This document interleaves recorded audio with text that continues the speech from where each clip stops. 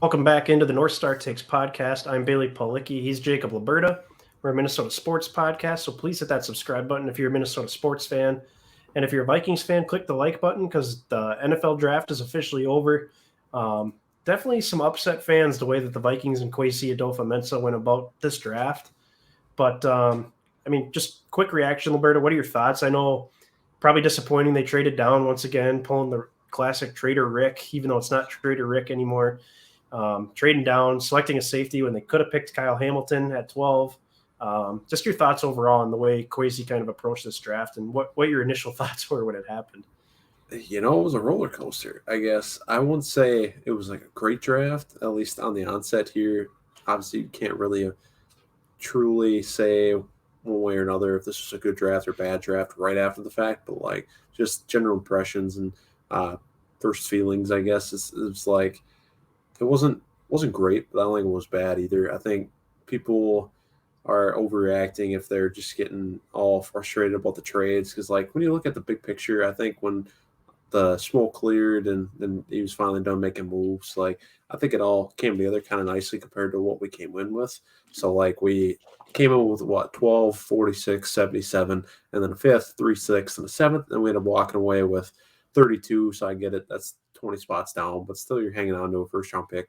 And then you end up with 2 seconds, and then you end up with a third, and you end up with a fourth round pick you didn't come in with, and then you end up with another couple fives, a couple sixes, and then 7 to cap it out. So like we end up drafting quite a few players, and I know quantity it doesn't necessarily mean quality. So I know that's something I certainly harp on myself, but I think it's great too that it feels like Kwesi came up with a plan, like he prepared to execute what he did. So I think that feels a little reassuring, and then, or actually I should say a lot reassuring, and then I would also say that it's not. I don't think it's like great by any means either, because I don't think we got any necessarily have any like steal or something where it's like, oh man, that was just like a slam dunk pick. That was great. Like that could end up being Booth potentially, because I feel like he was a borderline first rounder, ended up sliding all the way down to 42.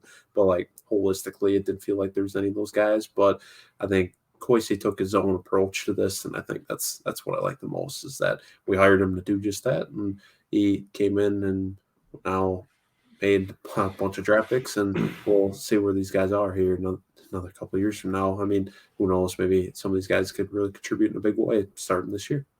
Yeah, I've got a couple thoughts. I think, first of all, Kwesi went long term in terms of this draft. Yeah, I mean, sure. like you mentioned, not a single immediate impact type player. We could have had Kyle Hamilton at 12. We passed on him. We traded that pick to the Lions. They came up and got Jameson Williams, who you and I both would have been, completely enamored with if the Vikings would have picked him. That would have been a fun pick for sure. But obviously, like Detroit needs wide receiver. They need a whole lot of stuff. And so it's tough when you're trading with divisional rivals. I get that part of it. We traded with the Packers in the second round. They got Christian Watson. Yeah, that'd probably be my biggest beef, honestly, with this whole draft is trading with divisional opponents. That feels a little risky. But I mean, at the same time, like I respect them for having the stones to do that, because I don't think a lot of GMs would. Because these are the kind of trades you can look back on down the road and be like, "What were you doing?" So exactly.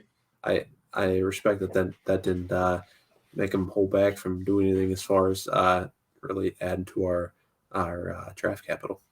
Yeah, and I think with Kwesi, it's all about the value he sees in that pick. Like, he doesn't care if he's trading with the Lions or the Packers, because the value he's getting out of that trade he thinks is better than the value that other team's getting out of the trade. So he's not going to lose sleep over Christian Watson because he's far from a finished product. I mean, he went to NDSU, so I mean, by no means is he guaranteed to be a great player. The Packers obviously need wide receiver help, but I mean, they're replacing Devontae Adams with Christian Watson. I'm not going to lose sleep over that. The Lions getting Jameson Williams, like the Lions are still a terrible football team. They need a whole lot of help in other areas. So, I understand the frustration. I wanted them to make a pick at 12. I wanted this to be a different type of draft feel where we're not trading back all the time, accumulating picks. But something I think is interesting and something that's probably what Kwesi had in the back of his mind, or maybe even was his, initial thought, was he's all about trying to maximize the cap space they have right now because they don't have much. They're paying Kirk Cousins a ton of money. They're going to be paying Danielle Hunter a ton of money. Justin Jefferson's going to be due for a massive contract coming up here in a couple of years.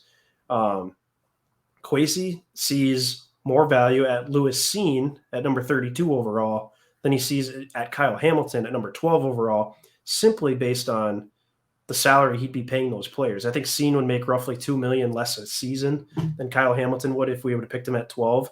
So it's frustrating because we passed on the premier, unicorn type safety that was sitting there at 12. But if Lewis Cine is a scheme fit and he's a hard hitter, like apparently he just nails everybody that he goes after. Yeah. If they really think he's a good fit for this team and they also can pay him $2 million less at a position they were maybe going to pick anyways, I mean, I think that's where they see the value. Andrew Booth, like you mentioned, probably should have been a first-round pick. According to many mocks, he was going to be. And some people even said he was in the mix for the Vikings at 12. They got him at pick 42. Like, I mean, that's really good value for a player that could maybe be a starting corner on your team. So it's trades like that. I know he made a whole bunch of trades later in the draft too that, I mean, it's tough to see where the value comes in and out of those types of trades, but specifically when it comes to these first couple, I'm not thrilled with them, like you said, because it's hard to judge because none of these guys are, high impact players that are going to make a difference right away. But at the same time, I can see where he's coming from in terms of trying to save cap, taking a long-term approach. Like we didn't need a safety necessarily, but now we've got 3 on roster. You can get creative with the 3 of them. And Harrison Smith probably isn't going to be around for a whole lot longer. So sort of planning for the future there. Corner obviously was a need, but then he comes back in the 3rd round and picks a guard, even though we just signed a couple guards in the offseason. They're beefing up that offensive line room. And I really respect him for that because, these mid-round guards are the ones that typically turn out. Yeah, I was surprised they took Ed Ingram there, 59 in the 2nd round. Like that was 2nd round, wasn't it? Yeah, that was the tail end of the 2nd round, but just sliding up in there. But it didn't really feel like what we were going to do because I know for the last how many years now it feels like we've always prioritized taking offensive line towards the top of the draft, but it felt like with the addition you mentioned with Chris Reed from Indianapolis or even Jesse Davis from Miami incumbent or not incumbent, but guy already on the roster, Wyatt Davis that we took last year. I mean, with all these different guys we already got in the room, it just didn't feel like that was going to happen, but it did. And I'm pretty excited about that just because if you look at the measurables or look at the really whole body of work, I guess, for Ingram, he was a 3-year starter at LSU, which included that national championship season. And so he's got a lot of experience in a big-time college football conference. And he also – this year, he graded out as the best pass blocking guard in the entire SEC. I think he had 82.4 pass blocking grade according to PFF. So that's big time, and that's against the best competition you can find as far as the college level goes. So I think that's huge. And I also building off that real quick. I think that was something I noticed right away with our first 2 days worth of picks between Lewis Cine to Andrew Booth to Ed Ingram to Brian Asamoah. Like between all these guys, they all came from these blue chip or all these major college football programs that you think of as far as being very successful. I mean, start with Lewis Cine in Georgia. This won the national championship last year, and he's part of one of the best defenses college football's ever seen. Yep. And then you got our next pick, Andrew Booth, come from Clemson. Everybody knows that they've won a couple of national championships in the last handful of years. And then you got Ed Ingram come from LSU. That's a big-time place to play football. And then getting Asamoah from Oklahoma. That one's been the cream of the crop in the Big 12. I mean, they made the playoff numerous times with Lincoln Riley. So, all these teams we took players from, I mean, they're no joke. You have to be a good player to play there and play for as long as all these guys did at their respective programs. They were all 3-year starters. I think they were all at least 3-year starters. So I think that says something too. So I think I'm pretty excited about that because usually those players turn out for the best, especially when they're valued this high. You're not reaching on them and they're really first, second, early 3rd round guys. So I think I feel good about those picks. What's crazy is I would almost bet that none of these guys start right away. I don't think there's a clear path towards any of them definitively starting on day one. Maybe Cine starts over Cam Bynum, but I think Cam Bynum is good enough to play. I think Cam Bynum will get to start. Yeah. But that's kind of what I love is he's absolutely building depth, no doubt. I mean, assuming an Asamoah is not a Chaz Surratt, which I don't think he is, because I mean he played good football at Oklahoma and played linebacker the whole time. Well, deep tackles. Yeah. Yeah, exactly. So he's getting established football players, like you said, from, very high blue chip teams, guys that have contributed basically at the highest level. And they might not contribute right away for the Vikings, but they will at some point throughout the season. And going forward, I mean, there's a future there for the defense now. You and I had talked about how there was no promising young players on this defense that you could really hang your hat on. Maybe Cameron Dantzler, but I mean, he's pretty much a wild card. So they went into this draft. They got a safety who's probably going to take Harrison Smith's spot within the next 3 to 4 seasons, a linebacker that'll be there, well beyond Eric Kendricks and Jordan Hicks. And I mean, God only knows who else will play linebacker for us this year. Andrew Booth will be there. Hopefully him and Cam Dantzler will have the cornerback room locked down. I mean, none of these guys are necessarily going to turn out per se or, be great players, but as long as they can play in the NFL, that's the main thing. Ed Ingram, just establishing depth along the offensive line so we don't have Dakota Dozier's and Drew Samias and just disasters at guard. I mean, I think that's big time. And another thing I want to add, and we can, if you want, we can get into some of these later round picks too, but we have so many guards now, like an insane amount of guards. I think Wyatt Davis might be a center. I think Really? think about it. The Vikings were giving him center snaps in practice last season. There is literally not a backup center on the team right now. I haven't heard of any of these guards that we've brought in that can play center. You bring up a good point, Bailey. Yeah, that's good read between the tea leaves there. And I think just thinking about it as far as who's on the roster right now after this draft has ended, and I think that's a very real possibility, and I'm all for that. I think exploring what that looks like, because like you said, we have a ton of guards, so like wouldn't really make sense to have this many on the roster, and like you said, nobody beyond Bradbury. That doesn't add up. Yeah, and I could be completely wrong too. Like they could go sign J.C. Treader tomorrow, and I could be completely wrong. And then but you never know. Yeah, and then Treader's the starting center, but I wouldn't be surprised at all. I don't know how I feel about Wyatt Davis switching positions, just because, I mean, if he couldn't even like crack the lineup at right guard, are we really going to move him to center and try and make him learn a new position? But yeah, I mean, it's worth a shot, I guess. I mean, Bradbury needs some sort of competition. He can't just be handed the job. No. So that's kind of my takeaway, though. Like we didn't draft a center. I really thought we would, maybe in like the 4th or 5th round. I know that Donovan West, the center from Arizona State, he was sitting on the board well into the 5th round. I was hoping they would maybe try and snag him, but they didn't. Mm-hmm. So I'm guessing there's some sort of plan there, even if it is to start Bradbury. They got to have a backup of some sort. So, yeah, and like I mentioned earlier, he made a bunch of these trades in these mid to late rounds. Yeah. It sounds like this guy, a Caleb Evans, corner from Missouri, 6'2". I want to say he's like 200. Yeah. Very much a project type player, but yes. Apparently Kwesi saw a ton of potential in this guy. I know you kind of you brought that up to my attention. What did you kind of make of that? I kind of like that Kwesi was just confident about a guy where a few days ago he referenced him, obviously not naming names, because otherwise like you're showing your cards before a draft, but coming out afterwards and putting a face to a description. I think that's gotta have some stones there to come forward and be like, yeah, this is the guy I was talking about. This is the guy I feel great about. So I think getting on the table and getting excited about this guy in the 4th round, I think that says something, especially in his first draft. That's pretty cool. And truthfully, yeah, he's the thing to like about him is he's got the prototypical size that you like for an NFL corner, 6'2", 200, or 6'2", 200. And then as far as like coverage skills go right now, I said he kind of lacks as far as man coverage goes, but I said he'd fit pretty well in his own scheme. So like maybe that's as we go along here and building this defense into what it'll be in the future, maybe that'll be what we lean on. So maybe he'd fit right in. That'd be great. I think anything you can get out of a day 3 draft pick as far as like production goes beyond special teams, I think that's just gravy. I think that's anything you could find is amazing value, amazing really cost margin, I guess, as far as like production you get over the amount of money you're spending on him. So I think if he's feeling that good about him, great. Let's hope he actually turns into something, even if he's nothing like flashy. If he can even be a starter on the road, great. Yeah, exactly. They drafted a defensive end or defensive lineman. I guess is he more of a defensive tackle?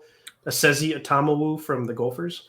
Yeah, I think he's more of a defensive tackle. I think he kind of fits into a 3-4 defensive end mold as far as like the 3-down linemen go. I think he was one of many guys the Gophers rotated in there. I think between him and then they had Niles Pinckney, he was the guy, the transfer that came in this year from Clemson, and then they had Micah Treadway as well along the line with Boye Mafe, all these guys. Like they had a collection of them. They had a good D line, and he was one of them. And I think he could potentially be a guy that could fill in as far as like a 3-down lineman look goes and 3-4 shell or 3-4 base defense. So I think that's great. But I guess I don't know. I know maybe he's just got a lot more potential that they feel like they can unlock, because it didn't feel like he watching Gopher games as much as I did. I felt like I saw a good amount of him at least, and it didn't feel like he jumped off the screen. But again, it's also a 5th-round pick, so it's like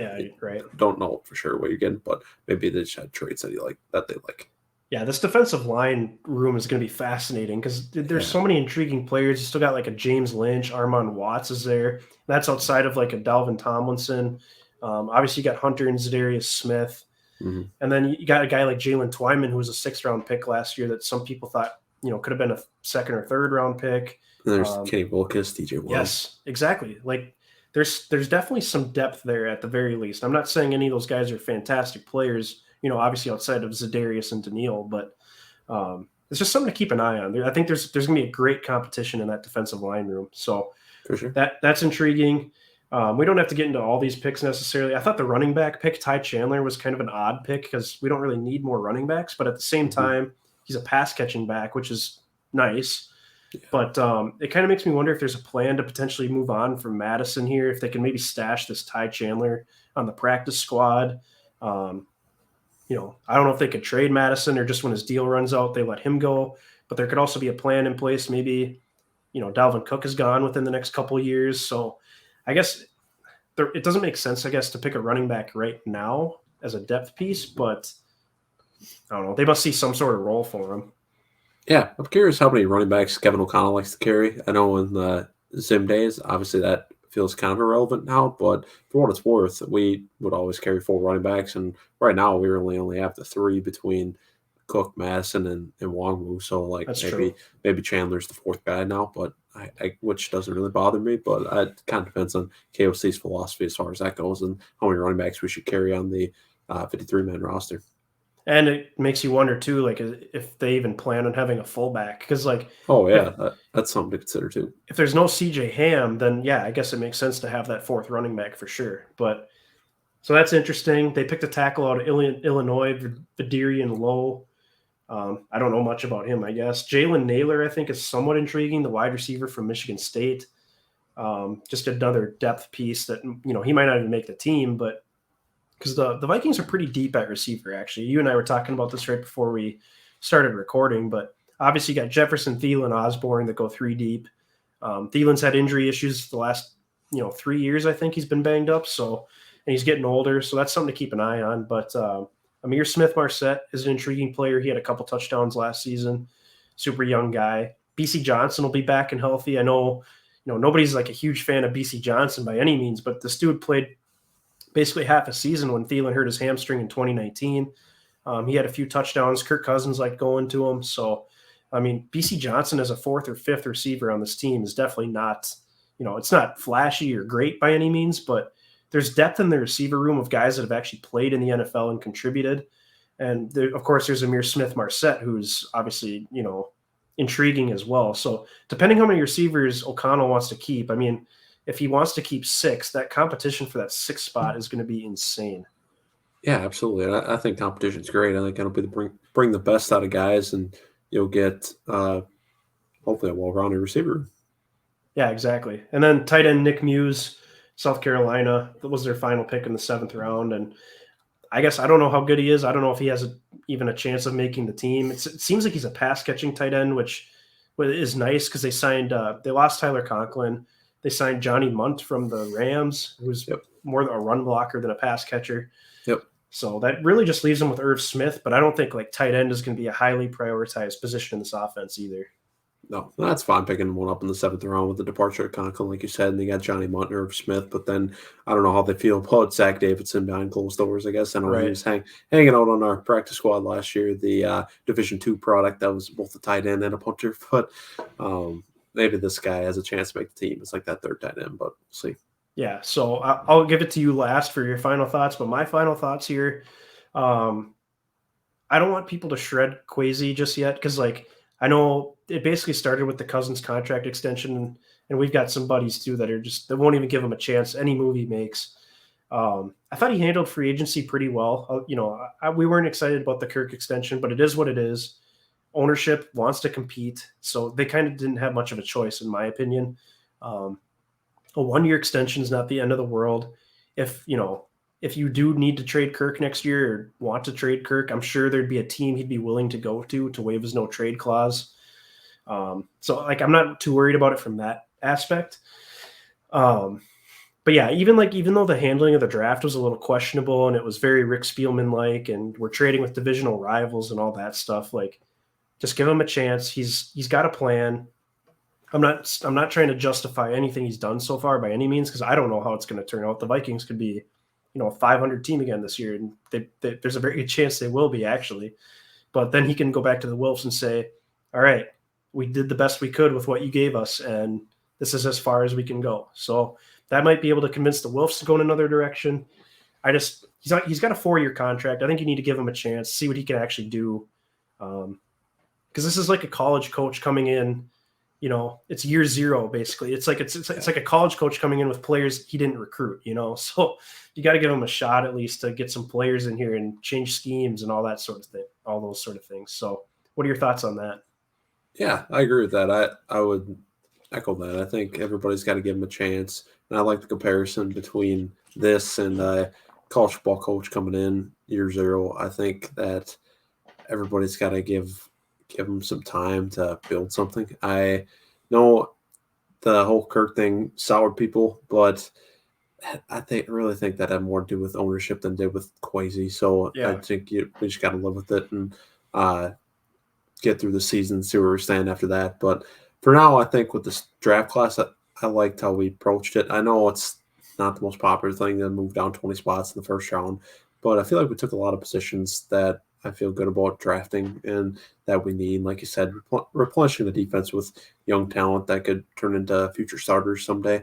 I think that's huge because feels like so long since we did that. So Yeah. that's nice. And then just as a whole, really maximizing, like you said, it's all about value and margins and things like that. So it feels like we're moving in that direction as far as analytics go and basically getting the most out of every draft position that we have. So I'm pretty excited with where this is going. Like you said, can't say for sure one way or another, like, oh, this draft class is great or this draft class is bad, but it feels interesting enough where it's like you're not totally down in the dumps and like, man, what are we doing? So I think I want to see what especially these first four guys that we took, what they look like, and honestly, how quick they get into actual playing time. I'm curious what the philosophy is there. And as far as playing rookies, I know Zim was pretty anti-rookie if he could help it, but Mm-hmm. maybe these guys have a different outlook on that.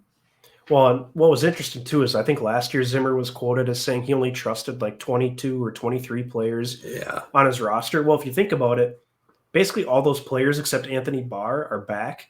yep, So all Kwesi was doing was, building up the depth. And that's where sure, the Vikings absolutely struggled because injuries hit. You get these guys in here that don't, just aren't very good. We saw that a yep, couple of years ago at the cornerback position, especially. yep, Um, so I'm not against building up some depth, especially in your first draft, especially in a year where you're basically get a, I'm guessing they got a order from ownership saying we're going to try and run this back and just see if, a different scheme, new coaching, all that can change some things.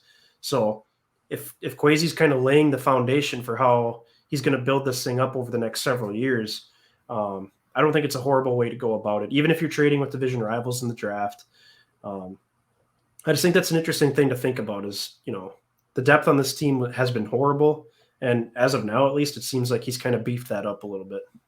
yeah, for sure. I think hit the nail on the head there with most of this roster staying intact from the way it's been for a number of years now. Really, like you said, that's how we were doing with this draft, was adding depth where it just was non-existent in previous seasons here. So I think I'm excited that hopefully now that if you sustain an injury or two, it's not the end of the world. It's not backbreaking. Like for instance, let's say we roll, especially if we roll out like Smith and Bynum out there, and one of them goes down, unfortunately, then you have a guy like Seen to step up and feel like it could be a somewhat seamless transition, hopefully. But Yeah. I think that's probably the big thing here, the overall theme of this draft class, starting with our first round pick and on downwards. Yeah, 100%. So it'll be interesting to see how it plays out. But the Vikings have all the top end talent at basically every position that most teams would want. So Yeah, it's basically to see if the coaching staff can get more out of that top end talent. And if they can't this upcoming season, I'm sure you'll see more changes. sure. One thing I want to point out is like next year is the year to go get a quarterback. Just based on how awful this quarterback class was, there was only one taken in the first 2 rounds. So unless Kirk Cousins plays, wins MVP or gets us to the NFC Championship game, I do think there's a really good chance they go and draft a quarterback next year, even if that guy has to sit for a year behind Kirk Cousins. I think there's a good chance of that happening just based on how highly touted that quarterback class is supposed to be, and there's good wide receivers every single year. So people that really wanted us to go and get a wide receiver, that's every single draft. I mean, it seems like every draft there's more and more receivers picked in the first round. So I'm not horribly worried about that just because you can find receivers in every single draft. Yeah, for sure. I mean, think about the last 3 drafts. I mean, a few years ago it was DK and AJ Brown, and then next year it was Justin Jefferson and CD Lamb, and then last year you had guys like Jamar Chase and Jalen Waddle. Like, there's really good receivers in every single draft, more and more, just because that's the way the college game is going, where programs produce these wide receivers that are just ridiculous, and they're NFL ready. So it's like it's not the end of the world if you don't get one this year, because there's going to be more next year.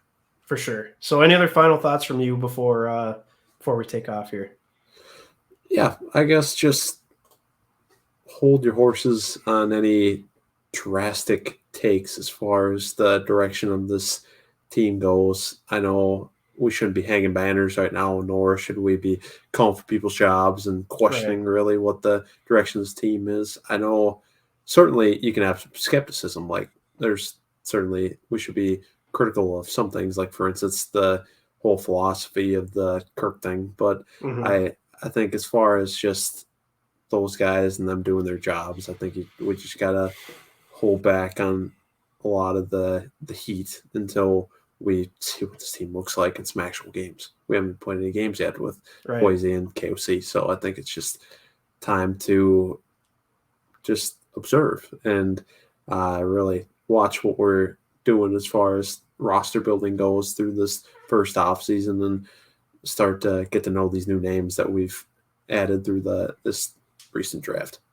I have a feeling at least 3 of the players are going to be somewhat fan favorites from this draft. I think Lewis Seen could definitely be a fan favorite just with his hard-hitting nature. For sure. If Andrew Booth turns into a good corner, I don't know, like in terms of swag and stuff, I don't know if he's like a crap talker. Yeah, interesting story about Booth. Honestly, I forgot about this. I remember this happening like when it did a few years back, and then I was reminded of it again when I was reading through his draft profile. But this is a guy who, in his freshman season, was thrown out of the game because he was getting into it with a guy. I forgot who they were playing. I think it was a conference opponent in the ACC out there. But yeah, he got thrown out of the game, and then Dabo made him ride back on the equipment bus and back to Clemson, and while the rest of the team flew home. So like he's a pretty fiery guy. He can definitely mix it up and play pretty competitively. So there's that. That is pretty interesting. I mean, that's kind of a fun story. Yeah. Also, I think Asamoah, like, he's a 3rd round pick. He's kind of this under the radar type, small linebacker, but like you said, just a tackling machine. And I think fans have a great appreciation for that. Look at Eric Kendricks, how solid he's been in the middle. Yes. I think Asamoah could be a fan favorite too, just flying around on defense, making tackles. So, yes. And then who knows, maybe one of these late to mid round picks, surprises as well. But for sure. And there's a trend there with the whole tackling thing, because it's like Kendricks, obviously he's been a mainstay on our defense for a long time now, and he's always led the team tackles. And then you got Hicks, who we brought in through free agency, he led the Cardinals in tackles. Then you draft Lewis Cine, even in the secondary as a safety, he led the Georgia defense in tackles. Yep. And then now you got our guy Asamoah too on day 2. Another guy led Oklahoma's defensive tackles. So it's like we have all these tackling machines on our defense that Kwesi appears to value. So I think that's kind of an interesting trend. But I like that because I know that was definitely a weakness of our defense last year for sure.